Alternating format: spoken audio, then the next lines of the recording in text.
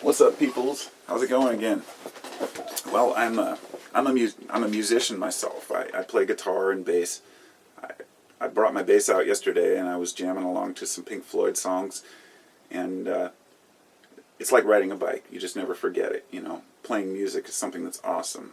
But when it comes to listening to music, I have a lot of favorite types of music. I mean, obviously, I listen to, you know, a lot of electronic type music.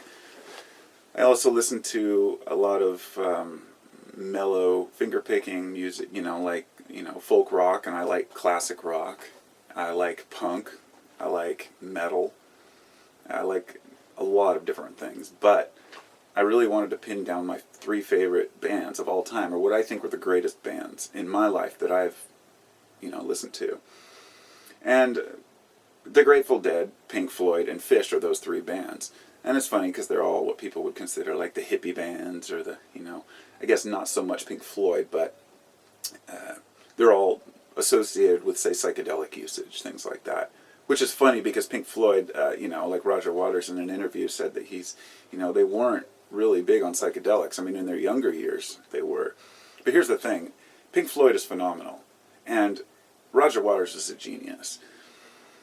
When I love the Grateful Dead for their duration, and they're just down-to-earth, like raw, just, you know, folk-type music. It's like, it's songs that you can resonate with. But with, there was more of a story told on albums with Pink Floyd. And, you know, the other night, I took some 2CB, and I ended up putting on Pink Floyd Animals, and I haven't listened to that in a while. And, you know, that whole album, it's based on, more or less, George Orwell's Animal Farm. And, you know, there's pigs, there's dogs, there's sheep. And the video I made the other day that was called Pigs, Dogs, Sheep, and something, it was kind of inspired by that as a joke. And it was meant to say, I knew somebody would mention that. And somebody asked me this morning, hey, is that Pink Floyd Animals that inspired you? I said, yeah, because, you know, for those who aren't aware, the pigs represent the government. The dogs represent the businessman, and the sheep represent the people. You know, when people say sheeple today, you know, these go way back. I mean, Orwell was the one who came up with that, if anybody. But anybody who sees sheep following the herd, you know, that can be used as an example to people who follow. But there's a song, the one on there that's called Pigs, 3 different kinds, 3 different ones. It's really funny to read how people interpret what that song means, because there is a line and it says, hey, you, White House, you are a charade, or haha, you are a charade, charade you are, sorry. And people think that it means the White House.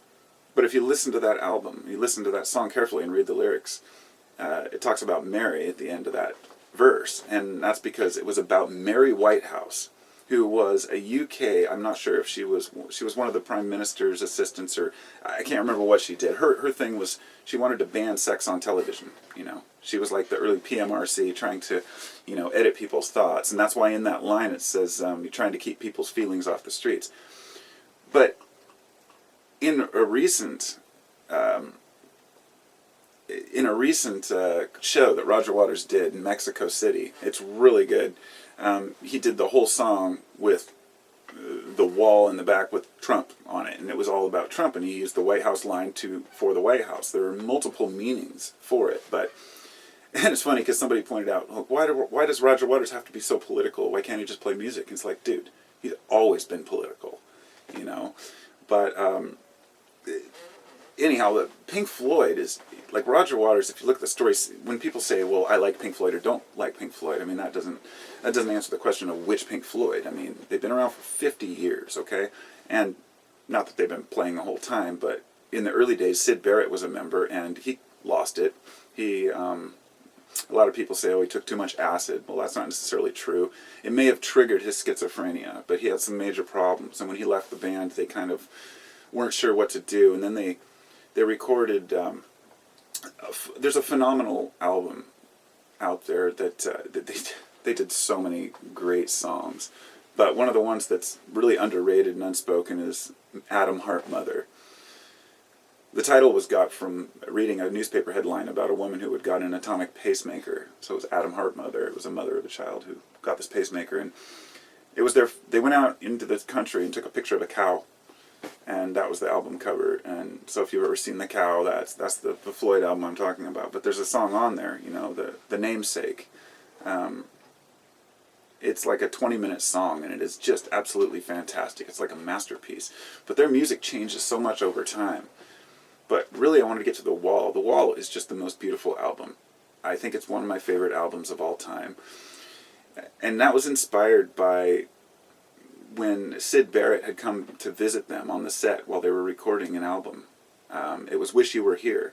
And a lot of the songs on that album reflected their, you know, some of their feelings towards Syd, or Waters anyway, towards Syd. And when The Wall, it inspired him to create The Wall, because if you've seen the movie, if you haven't seen the movie The Wall, you have to see it. I mean, it's the most essential, you know, music movie that I've ever seen. I just love it. It's great. But that whole album tells a story of a person who builds up walls.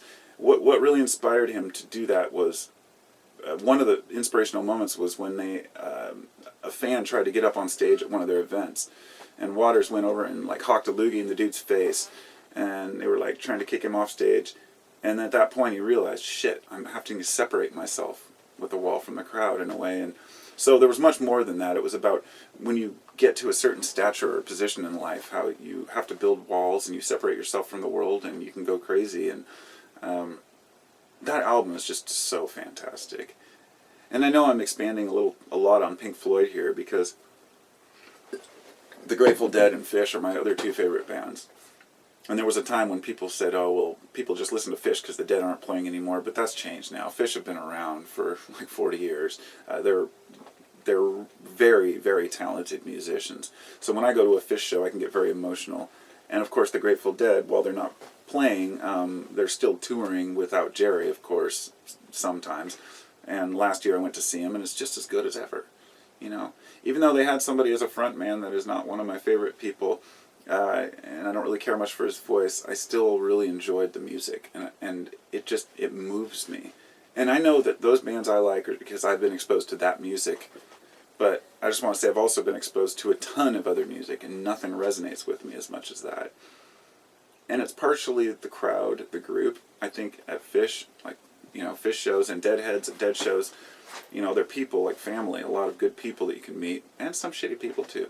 But Pink Floyd is liked on a completely different level because of their talent and structuring and what they've been able to do.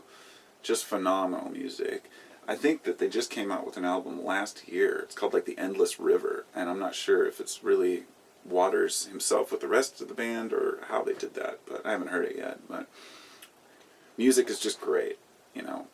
I know people that don't listen to music, and I feel bad for them. I feel sorry for anybody who can't turn on a tune and just start jiving to it. But anyhow, those are my three favorite bands. So let me know your three favorite bands, and I'll talk to y'all later. Take care now.